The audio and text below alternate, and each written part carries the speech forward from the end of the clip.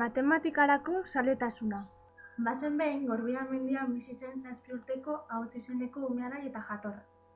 Ahotsuri asko gustatzen zitzaion ikastolara joaten.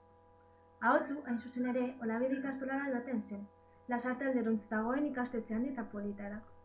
Bertan lagun asko zituen, eta gehien gustatzen zitzaion ikasgaia matematika zen. Bere etxean zegoenean, bere gurasoekin maiz egiten zituen matematikako kalkuluak. Bere aitarekin egurra mozten edo bere amarekin bazkaltzeko platerrak prestatzen. Egun batean esnatu zenean eta leihotik begiratu zuenean, dena zuri-zuri zegoela konturatu zen.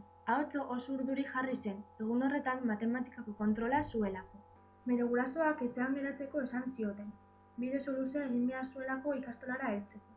Baina ezinezkoa izan zen, motxila eta txanolaran hartu eta Olabide ikastolara abiatu zen. Ikastolara iritsi zenean, matematikako kontrola egin eta berriro bere etxera joteko jantzi zen.